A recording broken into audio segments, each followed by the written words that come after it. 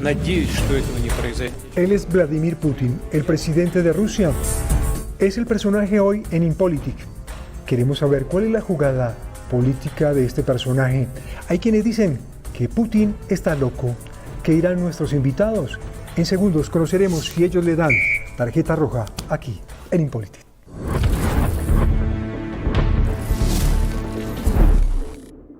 Putin mantiene la guerra con Ucrania, indispone a Corea del Sur, mira mal a Estados Unidos. ¿Es demasiado loco? ¿Es provocador? Empezamos con usted, Alberto. Yo no calificaría a nadie en el mundo de loco, salvo que esté realmente loco, pero en política internacional, Alexander, hay intereses y no podemos realizar análisis objetivos basándonos en categorías prácticamente inexistentes en esta disciplina. ¿Es un estratega político entonces? Putin, yo creo que es un líder conservador, nacionalista, patriota, y desde mi punto de vista es el líder que menos conviene a los intereses de Occidente. Joe Biden dijo, Putin está loco. Algunos soldados rusos que habían enviado a campo decían o creían que era solamente un ensayo, una prueba, y terminaron diciendo que Putin está loco. Yoshin, ¿para usted está Putin loco o no? Yo no soy psiquiatra, así que será difícil también para un psiquiatra, sería difícil juzgar a distancia si una persona está loca. Así que como Alberto, coincido con Alberto que no es una categoría que podemos aplicar con mucho sentido en esta situación. Por lo menos Putin debe contar con cierta racionalidad básica porque está en una posición de poder y se está manteniendo en una posición de poder en un sistema complejo y difícil. Al mismo momento, también hay que admitir, Putin definitivamente tomó decisiones que dañaron su propia posición y sobre todo la posición de su país en el sistema internacional. Se une en este momento con nosotros Fabio Mar, a quien le preguntamos, ¿Putin está loco?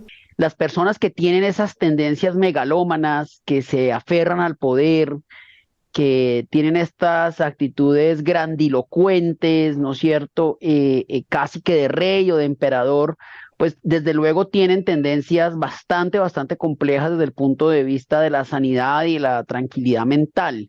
Uno podría hacer un rastreo psicológico, psiquiátrico, una autopsia, si se quiere, de la personalidad de estos líderes que demostraría que son personas cuya racionalidad dista mucho de una racionalidad tranquila, ecuánime y entre comillas normal. Un hombre que ha embarcado a un país en una dictadura, porque hay que decirlo, es una dictadura, o sea, uno no puede llamarse engaños que porque hay elecciones son elecciones libres. Es una dictadura y es un hombre que además ha embarcado a su país en una guerra tan complicada como esta, que no supo medir las consecuencias de esta guerra, pues desde luego uno tiene que plantearse si hay una sanidad mental allí por parte de este personaje, y creo que la respuesta es no. Corea del Sur dice que si se atreve a darle armas a Ucrania, aténgase a las consecuencias. Esa es una advertencia muy clara de Putin. ¿Eso es de una persona ecuánime, justa, equilibrada? Estoy más preocupado frente a la cuestión qué pasaría en Europa si Putin tiene éxito. En ese momento Putin explotaría ese éxito para intentar buscar la ocupación de los países bálticos, probablemente. Buscaría posiblemente el apoyo para partidos aliados en Alemania, en otros países, con posiblemente acciones clandestinas, incluso con apoyo armamentístico de bajo nivel. ¿Coincide, Fabio, en lo que dice Joshi? ¿Está empatado en este momento Rusia frente a Ucrania? Y lo segundo, ¿podría darse un expansionismo por parte de Rusia en Europa si llega a ganar esto? empiezo por la última pregunta. Yo creo que es que Putin quiere el expansionismo. Entonces yo creo que sin duda alguna ese es la intención, el deseo, el grande deseo que tiene Putin. Ahora, ¿esto puede escalar o estamos en un empate? Yo creo que estamos en una especie de empate. Llevamos casi 1000 días de guerra, estamos a a 4 meses de 1000 días de guerra. Y me preocupa una cosa durísima, y es que de alguna manera esto se le revierta a Putin. Putin pierde el control y de un país que tiene arsenal nuclear y que ya hubo una oportunidad en la historia cuando cayó la Unión Soviética, la perestroika, una dispersión de armas a lo largo y ancho del planeta. Eso puede volver a pasar aquí, que armas de un alcance inimaginable de arsenal nuclear queden en manos de mercenarios. Alberto, Putin, un hombre de 71 años, exmiembro de inteligencia rusa, ¿qué podíamos esperar de él en esa alianza que uno ve? Putin, Corea del Norte y China, Xi Jinping. ¿Es una fusión, digámoslo, perversa? Putin de alguna manera necesita hace tiempo, y creo que aquí tuvo un éxito, en globalizar la guerra. Globalizar la guerra significa mostrar un poco al mundo que no todo el mundo sanciona a Rusia. Es Occidente el que sanciona a Rusia. Y en Asia, Putin no tiene regímenes, salvo algunos como Singapur dentro de la ASEAN, que participan de sanciones, no tiene regímenes que critican el régimen de Rusia, ¿no es cierto? La autocracia de Rusia. De manera que esto fue una conveniencia. También allí puede obtener municiones de Corea del Norte, que es como un gran bazar, ¿no? de armas.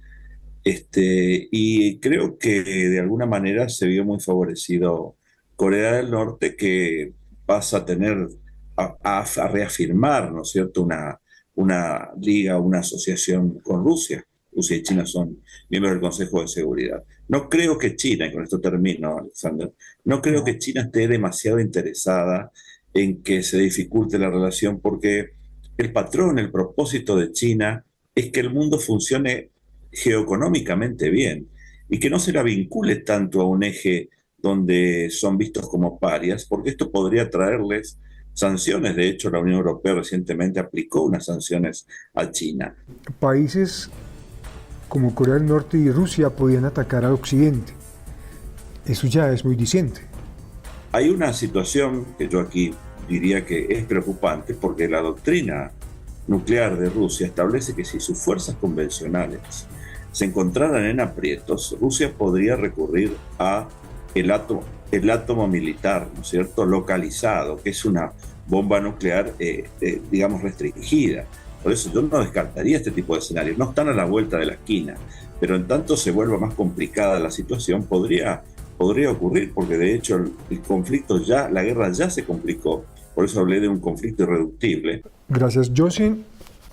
Ya Fabio dijo, temo por lo que pueda pasar con las armas y la parte nuclear si algo trascendental ocurriese allí en Rusia.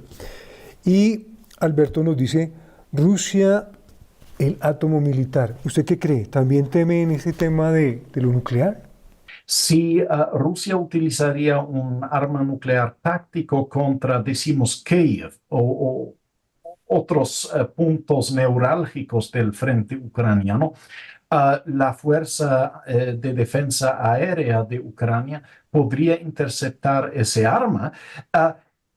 Y en ese momento, dado que la OTAN está operando con los mismos misiles, con los mismos radares hoy en día que la defensa aérea de Ucrania, eso sería primero un desprestigio enorme para la entera capacidad nuclear de Rusia, y sería un debilitamiento de la fuerza disuasiva de la fuerza nuclear de Rusia. Así que yo no veo en realidad Rusia utilizando armas nucleares mientras no está en peligro realmente la cohesión territorial de Rusia, lo que Ucrania no tiene ni la capacidad, ni la voluntad, ni el interés en atacarlo. Así que Esa opción me parece muy poco probable en este momento con respecto a la difusión de armas nucleares. Aquí parece que el más preocupado es Fabio. Fabio sí está como algo tenso. ¿Cree que esto se va a recrudecer? Puede que yo esté un poco más prevenido, más tenso. Reconozco también que es que el mundo en general no la tiene fácil con las elecciones de los Estados Unidos. No perdamos de vista que ahí hay otro eje que en muy pocos meses va a tener un sobresalto. Yo de todo corazón deseo que no gane el señor Trump, pero también reconozco que la opción de Biden pues es una opción muy complicada para los americanos. Es un señor senil que ya se le ve perdido, que ya no debería tener tampoco semejante poder. ¿Y por qué traigo a colación esto? Porque yo no sé cómo vaya a afectar la ecuación del poder en la guerra de Ucrania si hay un cambio de gobierno de Trump, de Biden a Trump en los Estados Unidos, que Trump también tiene, digamos, una actitud bastante belicosa en torno a la forma de resolver los conflictos. Entonces a mí esto me preocupa y me preocupa, por supuesto, las imágenes casi que de noviazgo entre Trump y el tirano de Corea del Norte, ¿no? Son y Corea del Norte pues también es digamos, un país belicoso que no le tiene miedo a lanzar misiles a Corea del Sur, que es su vecino. Corea del Sur vive en un permanente acecho. Yo conozco Corea del Sur y me sorprendió profundamente ver que en todos los metros de la ciudad, en las estaciones subterráneas de la ciudad, hay gabinetes porque ellos creen que va a haber una guerra y hay gabinetes con elementos para sobrevivir una guerra. Up in ladders. You saw him go up in ladders to break in the windows. ¿Trump atizaría el fuego? Alberto y Josin, ¿qué opinan al respecto? Bueno, no podemos saber hacia dónde puede evolucionar la situación. Yo lo que diría es que la guerra se complicó más. Y la guerra se complicó más porque en ninguna parte del mundo hay alguna propuesta relativa, no con un acuerdo, con un cese de fuego. Pueden ocurrir incidentes incluso entre drones, por ejemplo, de la OTAN y Rusia. Esto podría precipitar escenarios peligrosos. ¿Y Josin qué opina? Bueno, lo más preocupante para mí sería la derrota de Ucrania por falta de suministro de armas. En realidad, Rusia puede, con su estructura monolítica, con su control de los medios, con su control total de las fuerzas de seguridad en su territorio, puede aguantar incluso una derrota en Ucrania, mientras así se desestabiliza Europa Central. En este contexto vamos a tener una guerra mayor posiblemente. Putin ha provocado sus propias derrotas. No veo una situación determinante con la OTAN, con respecto a la membresía o cualquier otra situación con la OTAN para Rusia.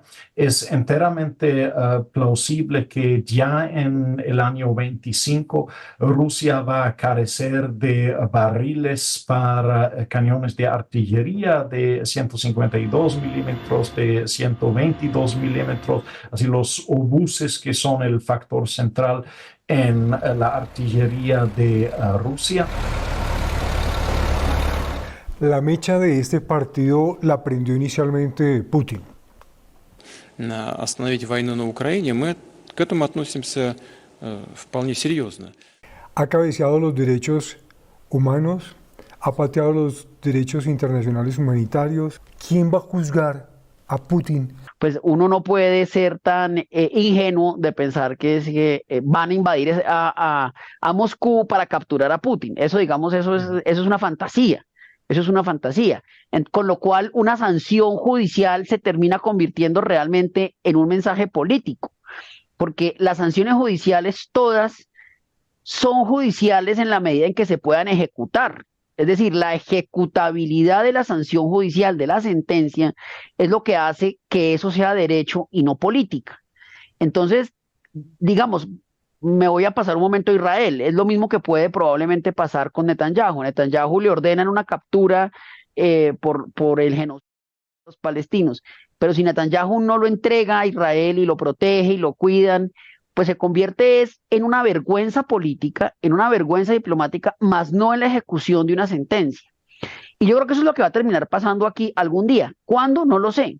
Es que es lo que a mí me preocupa. Yo no sé si esto se va a prolongar otros 800 días u otros 10.000 días y se nos va a convertir en una guerra que de tanto haber sucedido y de tantos días haberse prolongado, se nos va a volver un ruido blanco en el que ya nadie se acuerda que existe. Ok, señores, pues llegó el momento en que ustedes se conviertan en los jueces para dar tarjeta roja o no a Putin. ¿Usted se la da, Fabio? Roja, por supuesto. Alberto. Yo la tarjeta roja en primer lugar le daría a Rusia, pero no dejaría de analizar a Ucrania, a la Unión Europea y a Estados Unidos, porque este conflicto es un proceso que comenzó hace mucho tiempo y donde hay intereses geopolíticos en juego. Pero evidentemente Rusia violó los principios del derecho internacional público. Ok, Josen, ¿tarjeta roja o no para Putin? Sí, tarjeta roja para... Ok, ese es el veredicto final de este debate. A los tres les agradezco mucho por su tiempo, sus opiniones y ustedes también, que por favor, aquí en nuestro canal de InPolitic, voten tarjeta roja o no por Putin. Hasta pronto.